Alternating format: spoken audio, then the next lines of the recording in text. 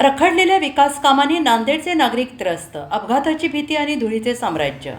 राज corner ते चैतन्यनगर रोडवरील मुख्य रस्त्यावर गेल्या अनेक दिवसांपासून शिवविजय कॉलनी, संभाजीनगर, सोनाईनगर आणि तरोडा बुद्रुक या परिसरासाठी पिण्याच्या पाईपलाईनचे काम सुरू होते आणि हे पाईपलाईनचे काम मुख्य रस्त्यावरील मेन लाईनला जोडण्यात आले असले तरी काम संपल्यानंतर खोदलेला रस्ता योग्यरित्या बुजवण्यात आलेला नाही. मुख्य रस्त्यावर बॅरिकेड्स, अपघाताला निमंत्रण.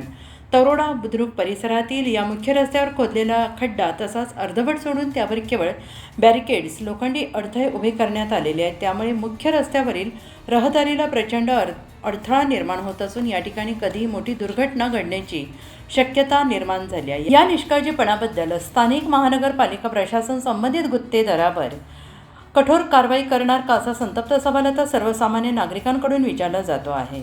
भोंगळ कारभारामुळे व्यापारी आणि नागरिक त्रस्त. केवळ याच रस्त्यावर नव्हे तर नांदेड शहरात अनेक ठिकाणी अशाच प्रकारे कामे अर्धवट स्थितीत सोडण्यात आलेली आहेत.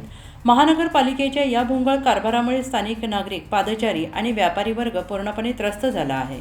अर्धवट कामांमुळे वाहतूक कोंडी तर होतेच, पण त्यासोबतच परिसरात मोठ्या प्रमाणावर धूळ उडते आहे.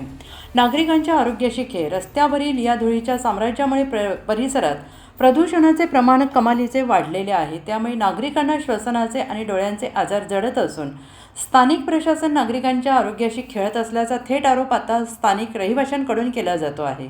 शहरातील या रखडलेल्या आणि धोकादायक कामांसंदर्भात नांदेड महानगरपालिका प्रशासन आता तरी कोणती ठोस भूमिका घेणार आणि नागरिकांना या त्रासातून कधी मुक्त करणार, याकडे सगळ्यांचे लक्ष लागून राहिले आहे.